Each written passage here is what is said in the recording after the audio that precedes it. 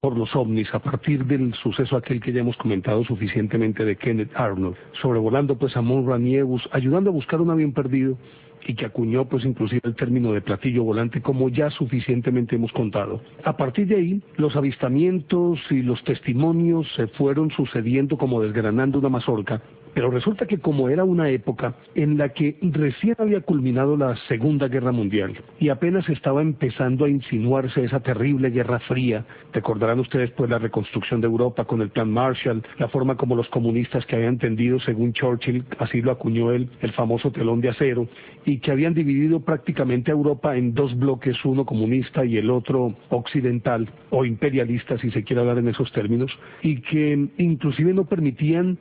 la asistencia de los berlineses que habían quedado como en una especie de bolsón del que no podían salir ni podía entrar absolutamente nadie, porque rodeados era imposible que pudiera llegar ayuda de Occidente, y esta era una medida de presión también pues para que la Unión Soviética pudiera echarse al bolsillo a Alemania entera, y Estados Unidos no lo permitió. De ahí vino pues ese famoso Plan Marshall y todo lo que se quiera. Decíamos que se insinuaba esa Guerra Fría tan terrible que logró un precario equilibrio sobre el poder nuclear que ambas potencias tenían, en principio Estados Unidos, después de la explosión de Hiroshima y Nagasaki, y cómo fue desarrollando y perfeccionando la bomba atómica, hasta que en 1949 los soviéticos recibieron la información de cómo hacer una bomba atómica y entonces se equilibraron las fuerzas. Pero en ese lapso, entre 1945 y 1949, todo el mundo tenía los nervios de punta, y en esa oleada de desconfianza aparece este fenómeno ovni, que como decíamos a partir de 1947 desató una verdadera fiebre, quizás equiparable a la famosa fiebre del oro en California en 1848, pero esta pues no iba detrás de ningún oro, sino de algo que era supremamente novedoso, los famosos extraterrestres. Y entonces los gobiernos de ambos países, en vista de que esto estaba sucediendo, y si bien es cierto ocurre un hecho aislado, vaya y venga, si suceden dos oportunidades pues puede ser una coincidencia, si se da en tres oportunidades,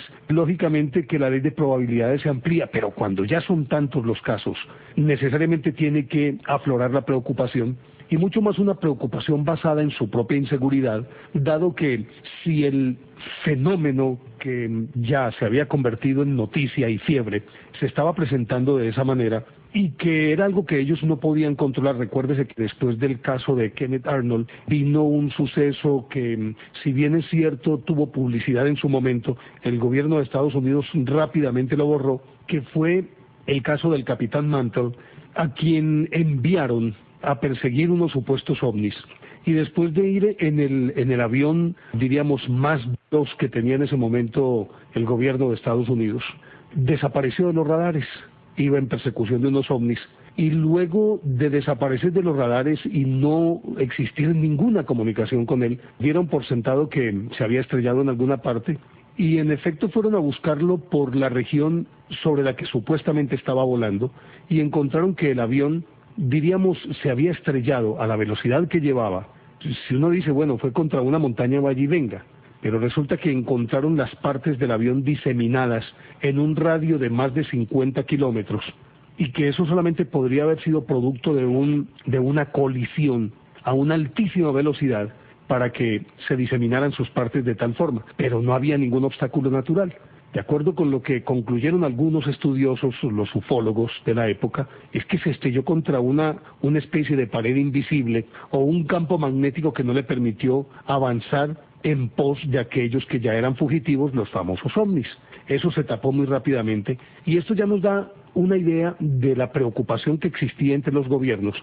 sobre esa vulnerabilidad que era evidente ante algo que ellos no podían controlar, que ni siquiera podían entender, que ni siquiera podían intuir de qué se trataba y cómo funcionaba. Y aceptar esa vulnerabilidad significaría ni más ni menos signos de debilidad frente a la otra potencia hegemónica, en este caso frente a la Unión Soviética, y esto, a decir de los políticos de la época, podría alentar alguna bravuconada de la Unión Soviética y de pronto verse envueltos en un conflicto que obviamente incluiría bombas atómicas. Preocupados por esto, el gobierno de los Estados Unidos, lo presidía en aquella época Harry Truman, que fue uno de los presidentes, pues yo creo que pasó a la historia con un INRI que nadie se lo podrá quitar, y además muy bien ganado, porque fue el que autorizó la detonación de las bombas de Hiroshima y Nagasaki. Entonces él visiblemente preocupado, porque asumía que lo que estaba ocurriendo no era otra cosa que una avanzadísima tecnología que podría poseer la Unión Soviética,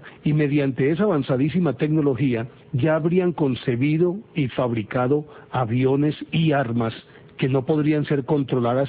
ni neutralizadas por los Estados Unidos. Entonces él conformó una comisión para la cual invitó a su gran amigo John Rockefeller, y esta comisión se llamó la Comisión Majestic 12 inclusive, y les encomendó la tarea a los miembros de esa comisión de estudiar este fenómeno de reciente aparición, pero lo suficientemente preocupante como para no dormir tranquilo, porque además asumía que eso induciría además a despertar mayor entusiasmo entre aquellas fuerzas que estaban camufladas en la sociedad norteamericana y que tenían tendencias izquierdistas. Era la misma época en la que Joseph McCarthy, el famoso senador de los Estados Unidos, ya estaba persiguiendo brujas, estaba persiguiendo a todo aquel que oliera comunista, y acuérdense que eso fue una expurgación impresionante que hizo o acabó con las carreras de muchos pintores, escritores, actores, directores de cine, y algunos de ellos tuvieron que exiliarse, como fue el caso, por ejemplo, de Charles Chaplin, entre otros.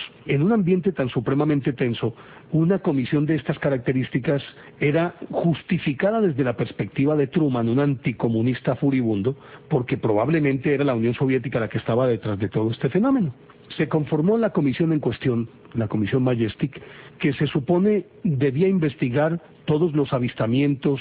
y todos los testimonios que tuvieran que ver con ese recién aparecido fenómeno de los ovnis, y para ello obviamente que tuvieron que destinar un sitio como base, y para entonces había ya pues algunas bases muy pero muy resguardadas, celosamente custodiadas y mantenidas en secreto, en principio la misma que había albergado todo el proyecto Manhattan, es decir, aquel proyecto mediante el cual se pudo fabricar la bomba atómica. Estaban las bases de Wright-Patterson y otras tantas que se suponía estaban al resguardo de las miradas indiscretas, y allí descansaba prácticamente toda la tecnología nuclear. Se había escogido obviamente Nevada, cuyo desierto es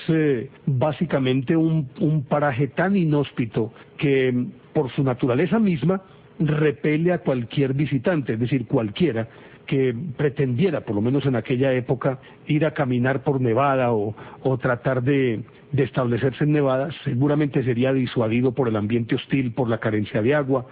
y por tantas cosas. Era un desierto, y entonces era el sitio ideal para montar una base de estas características. Pues bien, empezaron a operar los de Majestic 12, pues orientados por Nelson Rockefeller, y allí se habían integrado generales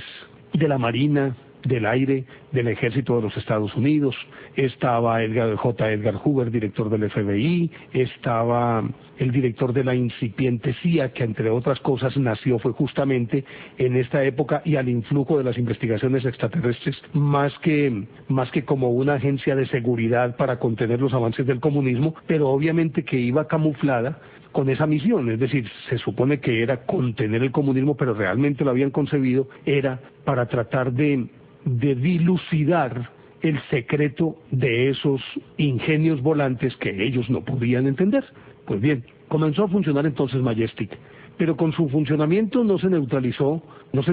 los avistamientos ni los testimonios, sino que recuérdese que 47, 48, mejor dicho, del 47 al 53 fue muy abundante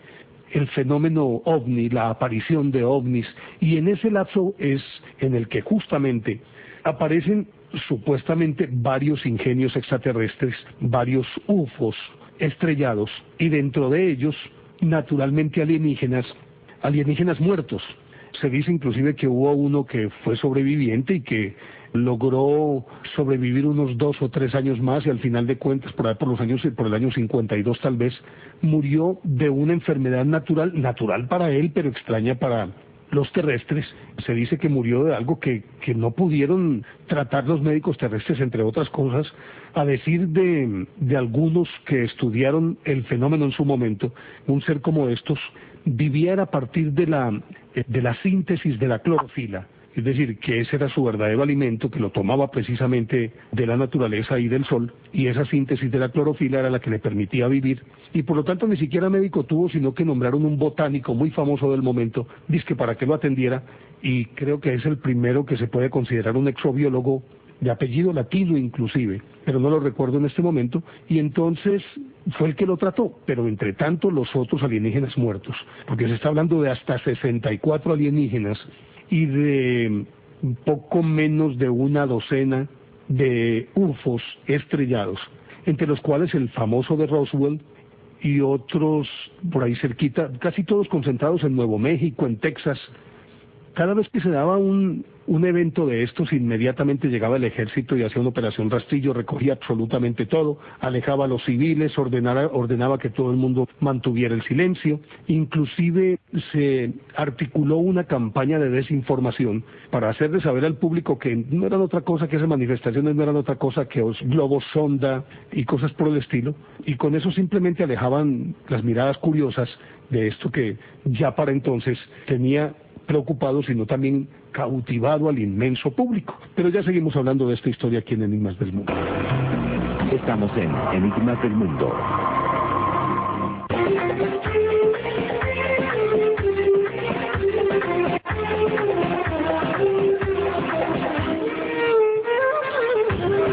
Entonces, a como diera lugar, el gobierno había decidido que tenían que mantener en silencio y silenciar a quienes hablaran un poco de más sobre este fenómeno ovni, y por lo tanto esa campaña de desinformación de la que estaba hablando. Y entonces, en adelante, es decir, a más de estos alienígenas, supuestos alienígenas muertos, del incidente Roswell, de todos los avistamientos, se fue conformando un gran dossier por parte del gobierno de los Estados Unidos con toda esa recopilación de información, y ya a partir del hecho de que aparentemente, de acuerdo con lo que dicen pues quienes han investigado a fondo este suceso, ya interesados no solamente en el fenómeno, sino también curiosos, supuestamente por la forma como se desplazaban, qué tipo de energía y de combustible usaban los alienígenas, cómo hacían inclusive para cambiar abruptamente de dirección. Todo esto lo que entrañaría era una tecnología de aeronavegación impresionantemente adelantada. Obviamente que no era solo curiosidad lo que los motivaba, sino conocer esos secretos para aplicarlos militarmente. Y entonces abrieron un sitio que ha pasado a la historia como uno de los más famosos. Sigue existiendo y sigue estando rodeado de esa aureola de misterio tan impresionante que es la famosa Área 51. Resulta que en esta Área 51, que entre otras cosas es un complejo en el desierto de Nevada, y que se supone, a pesar de que en la superficie simplemente se ve como si fuera, dijéramoslo, un silo, un hangar, una edificación ahí, dijéramoslo, austera, como si fuera un depósito grande, parece que la verdadera construcción es subterránea y que tiene hasta 7 niveles. Y a decir de quienes trabajaron allí y han trabajado allí, es una verdadera ciudad bajo la tierra, dividida además por niveles de acuerdo con la seguridad que debe dársele a cada uno de los niveles. Hay sitios a los cuales no tienen acceso inclusive quienes trabajan en ese complejo, y que se encuentran muy bien resguardados, muy bien distribuidos, a los que se puede entrar solamente como si se entrara a través de una caja fuerte con una clave, lo cual ya es pues suficientemente común, pero en aquella época era una tremenda novedad, y aparte un dolor de cabeza para que no fuera violada esa seguridad por parte de personas que ellos no estaban interesados que conocieran. Inclusive se habla de que Majestic, por ejemplo, ese grupo solamente le rendía información a un grupo muy pequeño, que ni siquiera el presidente de Estados Unidos tenía acceso a él, sino que eran los máximos jerarcas de la seguridad nacional, y eran 2 o 3, que no solamente recibían la información, sino que ordenaban qué era lo que había de hacer. Y después de Truman, a los presidentes que siguieron, a ellos los ignoraron olímpicamente y trabajaron simplemente como una rueda suelta, y a la que no tenía acceso ni la Marina, ni la Fuerza Aérea, ni el Pentágono, ni nadie. Era algo, pero muy secreto y con características de logia. Pues bien, al parecer, a estos alienígenas y a las naves que se cayeron, y como característica, como un patrón común, estas naves casi que no sufrieron ningún daño, porque están hechas de un material que es irrompible, que es resistente al fuego, resistente a los golpes, resistente al agua, resistente a todo, a las abolladuras, a las colisiones, lo que sea. Y entonces la mayor parte de ellos supuestamente se encuentran todavía intactos ahí en el área 51, aunque al parecer algunos de ellos han sido trasladados a otros refugios todavía más sofisticados, porque con el paso del tiempo, con los mismos fondos con los que funcionaba Majestic, hicieron otros refugios especiales, y que para justificarlos ante el Congreso de los Estados Unidos simplemente decían que eran unos refugios para la protección del presidente en caso de guerra, o para la protección del Senado, o para la protección del vicepresidente o de la Corte Suprema, y que con eso lógicamente obtenían no solamente los recursos sino permiso para trabajar discretamente y sin que nadie se diera cuenta de qué era lo que realmente estaba pasando.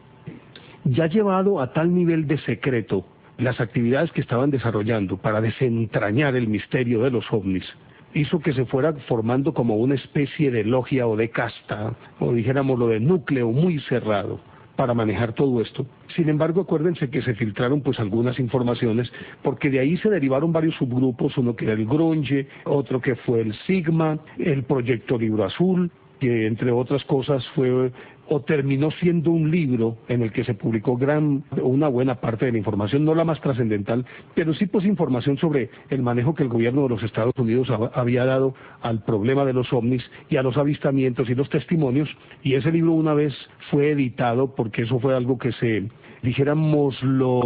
alguien se filtró y sacó toda esa información y publicó el libro Blue Book, que inmediatamente el gobierno de los Estados Unidos recogió. Pero resulta que esa campaña de desinformación no era suficiente para mantener a raya la curiosidad pública y mucho menos a los medios de comunicación. Entonces cuentan que se conformó un grupo llamado Los Hombres de Negro. A propósito de los Hombres de Negro, estamos hablando de este tema porque don Jorge Ayala nos ha solicitado que habláramos un poquito sobre los Hombres de Negro, pero vamos a aprovechar también para darle las gracias a las personas que nos siguen enviando sus correos electrónicos, muchísima gente y solicitando unos temas, y vamos a tratar de darles gusto. Saludemos a don Jorge Ayala, don Javier Lupas, Héctor Javier Ortiz, Ana Cristina, Mauricio Piñeros. A algunos no damos los apellidos porque simplemente son correos electrónicos y no aparecen los apellidos. José A. Jiménez, Sara Alejandra Fernández, Marta Cortés, Jonathan Córdoba, Milena, a Gabriela Ayala, Ramón Patrón, Jorge Corredor, don José Ignacio Ovalle, a Gladys, es decir, a todos ustedes muchísimas gracias. Vamos a darles gusto en la medida en que podamos, pero será en la medida en que podamos. Y entonces, retomando esto, aparecieron pues los famosos Hombres de Negro. Se supone que para entonces, y de acuerdo con lo que estaba ocurriendo, es decir, bueno, yo no voy a entrar aquí a hacer juicios de valor, simplemente voy a contar los hechos. Se supone que ya esa comisión Majestic 12 había logrado entrar en contacto con algunas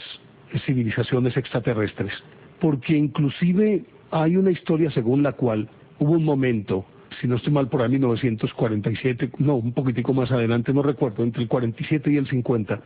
hubo un momento en que una enorme cantidad de naves nodrizas de civilizaciones extraterrestres se parquearon, y lo digo entre comillas, alrededor del planeta Tierra y formaron casi que un cinturón a nivel del ecuador del planeta Tierra. No se sabe cómo ni quién es, pero obviamente ahí estaba John Rockefeller. Adelantaron contactos, o sería a través de los alienígenas que encontraron, tal vez del que estaba vivo, en fin, lo cierto es que hicieron contacto con estos alienígenas y una comisión de ellos vino, los visitó y se sentaron a hablar. Entonces dijeron, los que estamos aquí alrededor es que queremos simplemente proteger a este planeta de lo que se les viene encima, y que es ni más ni menos que una conflagración nuclear. Yo creo que fue por la época en la que se presentó la crisis de los misiles entre Estados Unidos y la Unión Soviética, la crisis de los misiles en Cuba, o sea, en octubre de 1962. No sé si fue un poco antes o un poco después, pero fue por esa época. Pero al mismo tiempo también hablaban de que estaban en plan de protegernos de una civilización extraterrestre cuyo planeta se estaba muriendo y ellos no tenían a dónde llegar y que tenían planes como para invadir la Tierra, acabar con esta raza y apoderarse de nuestra Tierra para poder vivir ellos, porque estaban a punto de perecer como civilización. ¿Hasta qué punto sea esto cierto? No sé, por eso decía que no quiero hacer juicios de valor, sino simplemente contar los hechos, como siempre lo hacemos. Bueno, porque entonces se llega dizque a un acuerdo con estas civilizaciones extraterrestres y se les hacen algunas concesiones. Se arma una base especial que esa sería el Área 51, pero también otras bases, alguna de ellas en la Antártida, y que ellos podrían hacer determinados experimentos. Aún se dice que, autorizados por el gobierno de Estados Unidos, podrían secuestrar un número limitado de ciudadanos del mundo, hacer con ellos algunos experimentos, pero devolverlos sanos y salvos a sus sitios de origen, sin que hubiese ninguna secuela ni consecuencias de los exámenes que ellos hicieran. Lo mismo podrían hacer con los animales, con muestras vegetales. Yo creo que esto pertenece más como a la febrilidad de algunos supuestos ufólogos, que obviamente pretenden hacer esto mucho más espectacular, pero bueno, en gracia de discusión aceptémoslo. Y he dicho todo esto antes de hablar de los hombres de negro, porque supuestamente ese comando de hombres de negro estaría compuesto no solamente por agentes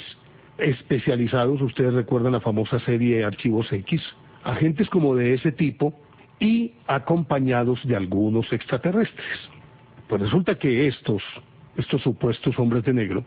los extraterrestres, tendrían una complexión física exuberante, serían hombres muy altos, de un cuerpo muy atlético, de rostro tipo caucásico, de pómulos fuertes, de ojos grandes y saltones,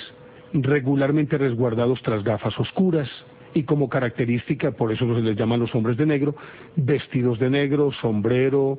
traje, muchas veces gabardina, gabán, corbata, eso sí, camisa blanca y el resto de la vestimenta negra, y algunos podrían parecer inclusive vestidos con tendencias pasadas de moda, que ya no se usan, y habitualmente en carros grandotes, modelos viejos, de esos años 50 o un poco más, o de los años 60 más acá, en todo caso carros viejos, pero siempre como característica los carros tan pulcros y tan bien tenidos, que dicen inclusive que era como si acabaran de salir de la concesionaria, absolutamente nuevos, lo mismo que sus trajes, y muy pulcros ellos también, muy atildados, muy señores, muy puntuales en lo que preguntaban y nada más, sin asomo de ninguna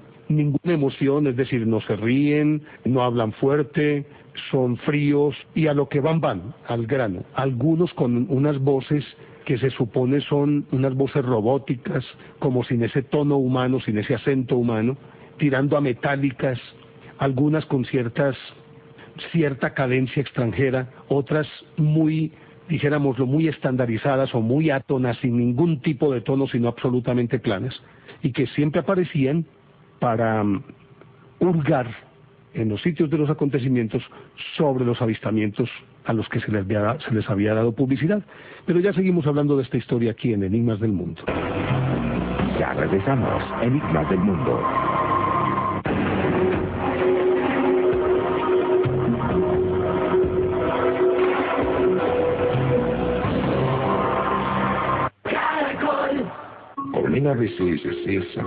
Regularmente estos famosos hombres de negro hacen sus visitas en grupos de a 3. Como decíamos, van en carros de modelo antiguo, pero que parecieran que acaban de salir de la concesionaria oliendo inclusive pues a carro nuevo por dentro. Y en un momento determinado se supuso que todos estos individuos eran ni más ni menos enviados de la CIA, pero como decíamos también en una parte del fragmento anterior,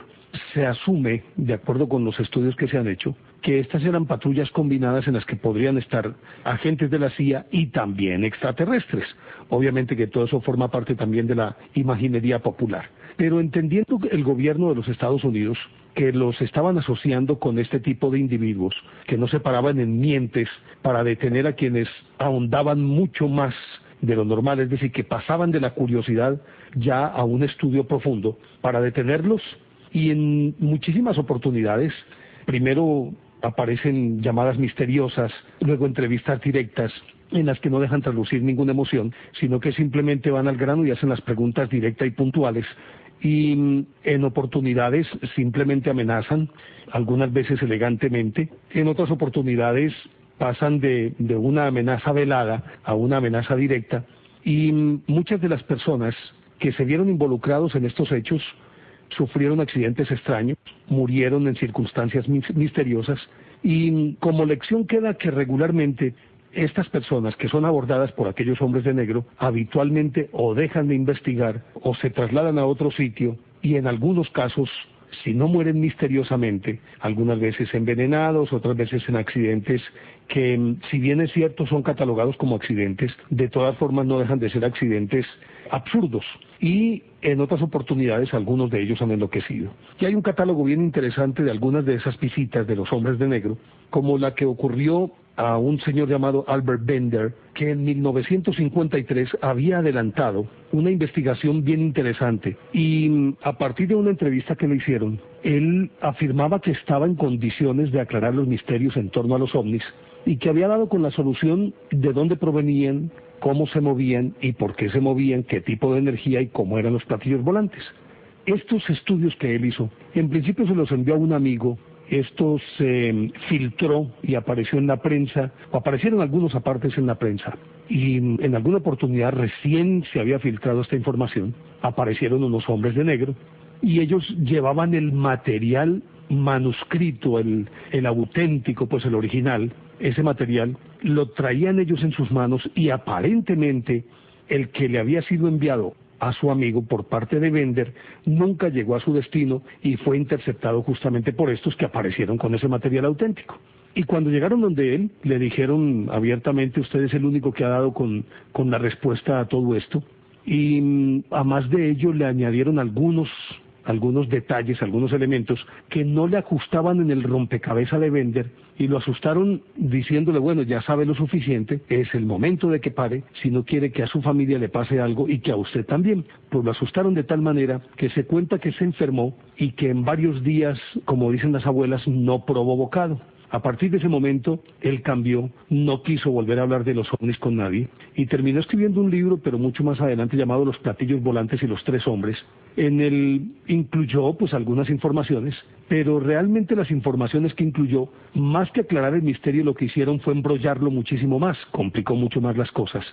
Aunque dejó entrever que él, por medio de un viaje astral que llaman, había estado en una base de platillos volantes situada en el Antártico, el tono con el que escribió el libro y la información que contenía antes de esta conclusión ya era suficientemente confuso, ese material, como para que nadie le creyera, y aparentemente él lo hizo de manera deliberada, no solamente a petición de esta gente, sino también para preservar su familia y preservarse él mismo. Pues él poquito a poco se fue escondiendo y pasó al misterio Albert Bender. Posteriormente murió en circunstancias extrañas. Algunos dicen que un incendio en su casa, otros dicen que en un accidente automovilístico muy absurdo, y otros afirman que murió de una enfermedad fulminante, pero algunos de los que investigaron el asunto afirmaban que tras hacérsele la autopsia encontraron que había sido envenenado. En fin, son varias las versiones, pero nunca se supo realmente qué pasó con Albert Bender. Otra de las visitas que hicieron ellos fue una señora llamada Katy, el apellido no se conoce mucho, que estaba en Nueva Zelanda y había dado a conocer que llevaba consigo unas fotografías de unas antenas misteriosas que se estaban instalando de una manera muy simétrica en la zona donde vivía, y que ella afirmaba eran simplemente antenas para conectarse con los extraterrestres. Pues resulta que tres hombres llegaron, se sentaron en una mesa cercana, y uno de ellos se levantó y vino a conversar con ella, y la información y las fotografías que tenía la señora esta, las tenía sobre la mesa porque estaba esperando a alguien con quien habría de comentar este asunto. Pues el hombre de negro trató de que ella le pusiera en el sobre un nombre y una dirección donde la pudieran localizar, y ella se negó en redondo. Asustada se disculpó y subió a su habitación. Cuando volvió a bajar para poner sus fotos en la caja fuerte, ya no había nadie en la recepción. Al preguntarle a la muchacha de la recepción cuándo se habían ido estos, ella le dijo que nadie se había marchado y que ahí no habían estado ni esos tres hombres de los que ella hablaba.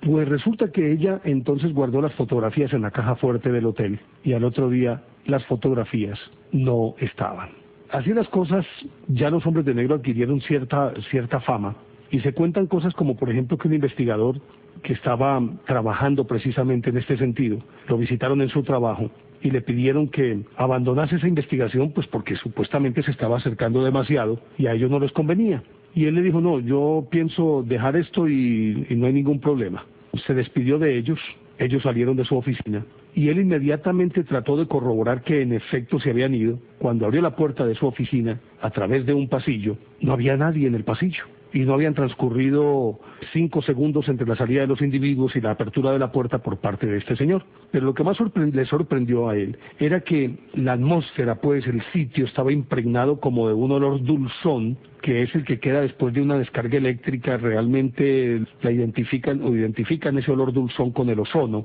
Y nada más, no había absolutamente nada más. Y así como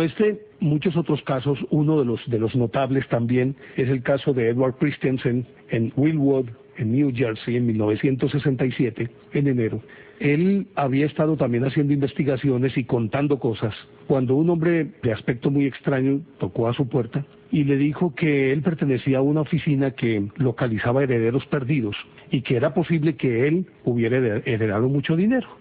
Se puso a conversar con él, lo describía posteriormente como un hombre de uno con 90 y tanto, hombros muy anchos, muy atlético, y que a juzgarlo a primera vista podría pesar más de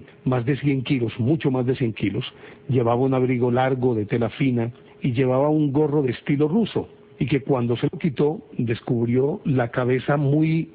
pronunciada pero ovalada, con el pelo cortado al rape, pero es decir, casi como cepillo. Y en la parte superior, en la coronilla, había como una especie de círculo que parecía que allí no crecía el pelo, en esa parte de la cabeza del individuo, que tenía los ojos un poquito saltones y uno de ellos parecía vidrioso, como si fuera un ojo de tuerto, por decirlo de alguna manera. El perro de este señor inmediatamente se puso agresivo y el tipo simplemente lo miró e inmediatamente el perro se echó, como si hubiera recibido una orden perentoria de que dejara de ladrar. Pues empezó a hacer una serie de preguntas personales sobre este señor Christensen, a él mismo, claro, y él decía posteriormente que la voz era una voz muy metálica, que parecía como si fuera la que, pongámoslo en términos de hoy, como esas voces que uno escucha de muñecas electrónicas, pues, o de robots, que regularmente están en conmutadores, que lo van indicando a uno hacia dónde debe irse a punta de numeritos,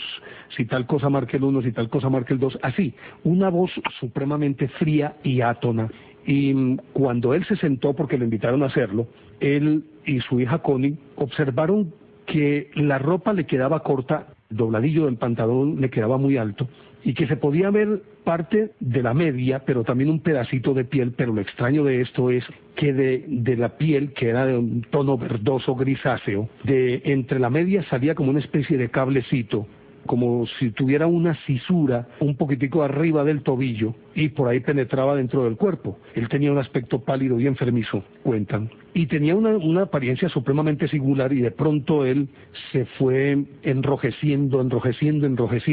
y cuando le ofrecieron de tomar algo, él dijo que no, que dentro de unos minutos, que él diría cuántos, iba a pedirles un vaso de agua. Y se fue enrojeciendo el rostro y la piel del rostro, más bien tirando como a rubicundo, que llaman. Y al cabo de un tiempo parecía como que el individuo se encontraba mal y tendía a desmayarse. Pidió el vaso de agua y se tomó una cápsula amarilla grande e inmediatamente recuperó su aspecto normal y también como su compostura. Pues resulta que al cabo de un momentico él se despidió, se fue, y cuando salió de la casa, los esposos se quedaron mirando a través de una cortina velada que dejaba ver lo que había en el exterior, y observaron cómo el tipo se puso la mano como si fuera un teléfono, como si estuviera haciendo una llamada, y en cuestión de instantes apareció un carro Cadillac negro, de un modelo antiguo, pero parecía nuevecito, y llegó en silencio, no se sentía el motor, sino que el motor parecía apagado y las luces estaban apagados. El individuo entró en el carro y se fue. Lo interesante de esto es que la posición de la mano, intentando hacer como la figura de quien está llamando por teléfono, ni más ni menos lo envía a uno inmediatamente a pensar que él pudo estar hablando por lo que hoy conocemos como un teléfono celular, que en aquella época era imposible que existiera. Bueno, la cuestión pasó y unos días después el señor Christensen recibió una llamada en la que le decían que ya habían localizado al verdadero heredero y que no era precisamente él. Después de esto, los hombres de negro llegaron otra vez y lo abordaron para preguntarle qué estaba haciendo él con las investigaciones y estas investigaciones hacia dónde conducían. Pero lo extraño de todo este cuento era que el señor Christiansen, que ya había tenido varios, dijéramoslo, contactos, tuvo uno que fue supremamente curioso. Resulta que iba por una carretera en su carro, ya tarde la noche hacia su casa, y de pronto, en medio de la oscuridad, pues él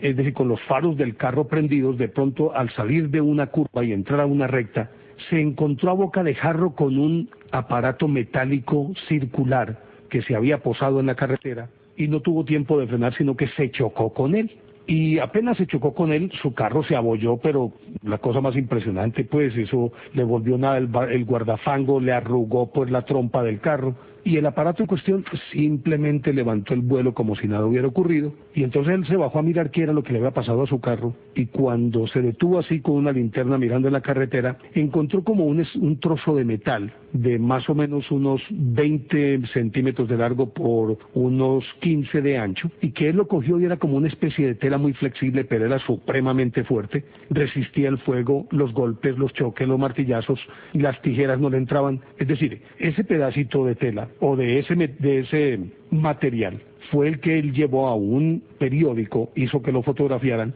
y a partir de eso, que publicaron esa parte, fue que aparecieron también los hombres de negro. Pero ya seguimos hablando de esta historia aquí en Enigmas del Mundo. Estamos en Enigmas del Mundo.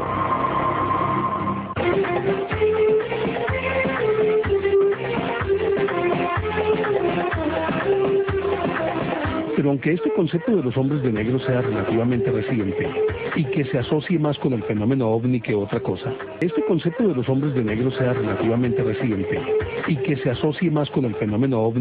cosa, pues hay algunos estudiosos, entre los cuales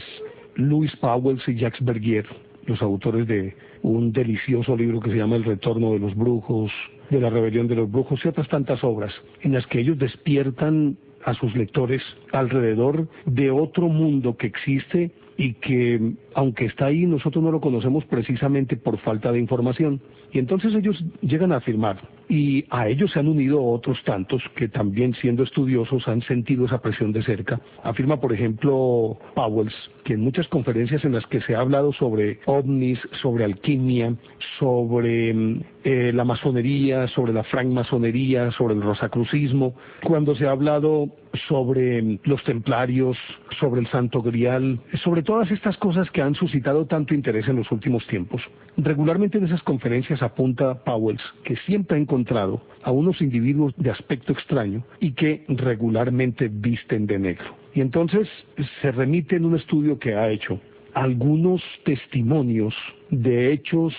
que diríamos han sido de capital importancia en la historia de la humanidad, y que esos hechos han estado o dirigidos, signados o de alguna manera teniendo como testigo precisamente a estos hombres de negro. Nosotros iremos de nuevo sobre esta historia porque en alguna oportunidad ya hablamos de ello, pero nos han solicitado otra vez que volvamos a hablar sobre esto. Pero quiero así simplemente mencionar de paso el que recordarán ustedes la Biblioteca de Alejandría, fundada por Demetrio de Falera en la dinastía de los Ptolomeo en Alejandría. Resulta que data de el 283 antes de Cristo, más o menos, 282 antes de Cristo, y que luego de esto, tras recopilar toda la ciencia y el conocimiento de los griegos, llegó un día Julio César, por allá en el año 46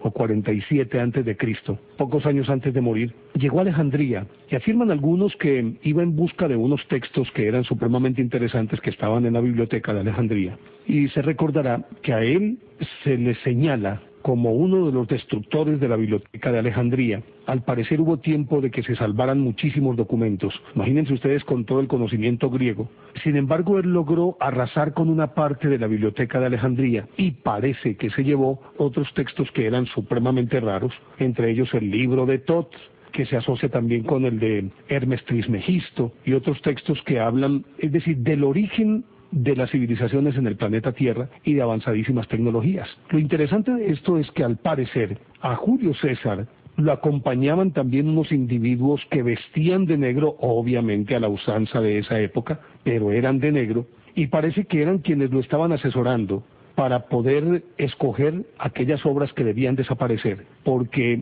hipotéticamente eran obras peligrosas que tal vez en manos de personas irresponsables podrían conducir a la destrucción del mundo o a la destrucción de esa sociedad. Y yo lo pongo en estos términos, probablemente no, pero si a Julio César o a sus legiones o a gente de aquella época le hubieran enseñado cómo hacer un ametrallador, ustedes saben lo que habría ocurrido en ese momento y cómo el Imperio Romano habría arrasado, asolado prácticamente con todos los pueblos a los que sojuzgó. Pero lo que yo estoy diciendo no es sino una elucubración mía, no es nada más, pero lo quiero poner simplemente como ejemplo. Pero también se habla de que cuando el tristemente célebre, en este caso notorio, Heróstrato, quemó el templo de Diana en Éfeso en el 356 a.C., justo la noche en la que nació Alejandro Magno, al parecer a este lo acompañaban también unos hombres de negro, que no sé prevalidos de qué interés, porque el monumento a la hora de la verdad no representaba ningún peligro, excepto, como dicen algunos iniciados, que el templo representara de manera alegórica, en su forma, representara algún tipo de conocimiento escondido de una ciencia o cosas por el estilo. Quien desentrañara tal vez un secreto de estos podría también poner en peligro toda la sociedad ateniense o todos los pueblos del Ática. Remontándonos en el tiempo más hacia acá, se cuenta que cuando Felipe IV el Hermoso quemó a Jacques de Molay y a sus dos compañeros en octubre de 1314, en la ejecución de ellos estaban presentes también hombres, obviamente vestidos a la usanza de la época, pero de negro y supremamente extraños, como corroborando que en efecto sí los estaban a ellos ejecutando. Y todo parece indicar que con Jacques de Molay y sus compañeros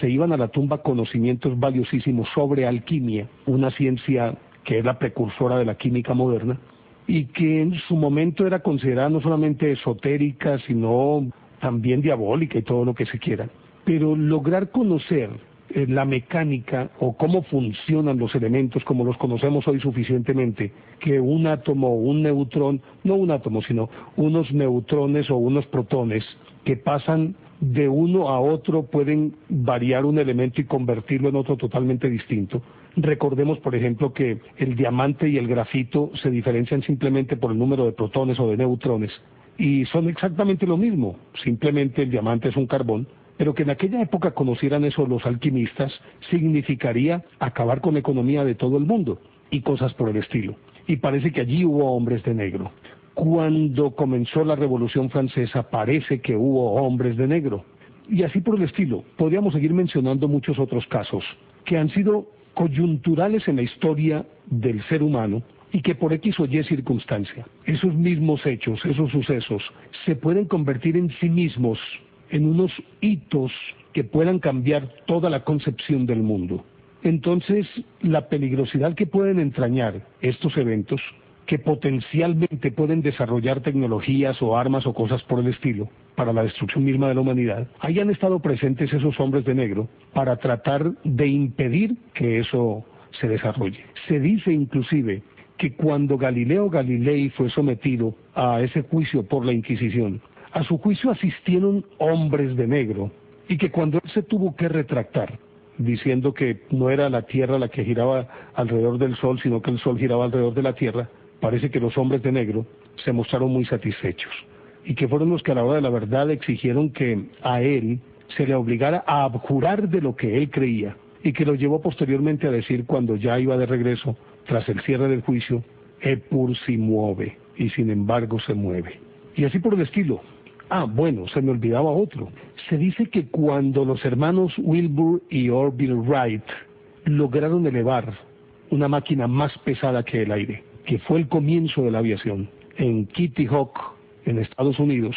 el 17 de diciembre de 1903, en los días previos y en los días posteriores, fueron acosados permanentemente por hombres de negro, y que estos hombres de negro llegaron a amenazarlos, hasta el punto de que ellos, en un momento determinado, pensaron hasta en separarse para preservar, cada uno por su lado, los secretos que ya conocían para elevar algo más pesado que el aire, y que si uno de los dos moría, pues el otro podía preservar ese conocimiento. Se dice que ahí estuvieron los hombres de negro. Y uno podría pensar, bueno, ¿y ahí qué peligro entrañaba? Pues hombre, la aviación ha sido un salto impresionante en la tecnología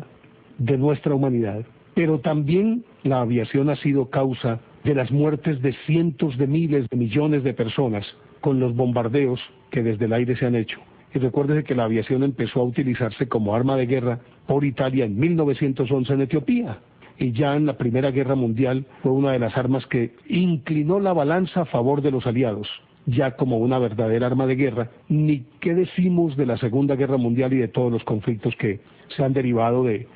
estos que son en principio quizás las causas de aquellos. Uno dice, bueno, puede ser para bien o puede ser para mal. Eso depende de en las manos de quién pueden caer estos secretos y estos conocimientos. Lo cierto es que estos hombres de negro parece que nunca han parado de actuar y que han existido a lo largo de toda la historia de la humanidad. A decir de algunos, son simplemente individuos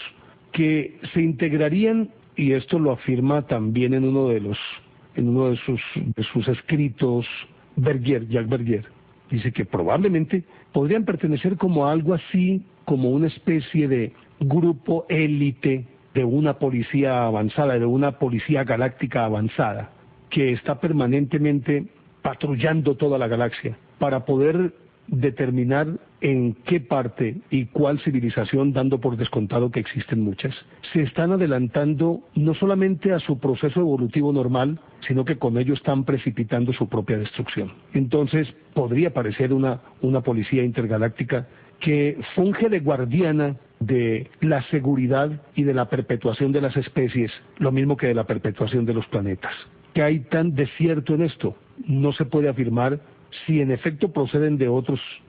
sitios del universo, pero sí se puede afirmar con certeza que han actuado. Sino que lo diga Morris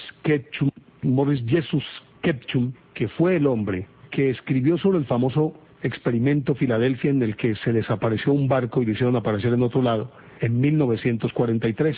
y a quien lo fueron arrinconando porque tenía toda la información, lo fueron arrinconando de tal manera y desprestigiándolo, que en 1959 se dice que se suicidó. Otros dicen, y lo pongo entre comillas, que los hombres de negro lo suicidaron, porque eso significaría el que el hombre se pudiera teletransportar, desaparecer aquí y aparecer en otro vértice del universo. Y a su informante, Carlos Allende, un hombre que aparentemente terminó en un manicomio, pero siempre empujado por estos hombres de negro. Lo que sí sabemos con certeza es que esos hombres han actuado. Qué tan bueno o qué tan malo sea para la humanidad, no se sabe, pero que han estado en instantes definitivos en la historia de la humanidad, es cierto. ¿De dónde provienen? ¿Cómo actúan? Se sabe cómo actúan, pero ¿de dónde proviene y quiénes son? Todavía hay mucho misterio alrededor de esto. Pero siguen actuando. Algunos afirman que alguien que esté a su lado en este momento podría inclusive llegar a ser un hombre de negro. Queríamos contarles esta historia. A ustedes muchísimas gracias. Sigan escribiéndonos y gracias por esa avalancha de correos que nos han enviado. Y en la medida de lo posible estaremos tratando de satisfacer sus expectativas en torno a los temas que ustedes nos soliciten. A don Octavio Gallo en el sonomontaje, muchísimas gracias. Y a ustedes por la compañía. Y nos encontramos el próximo domingo, porque el próximo domingo será otro cuento.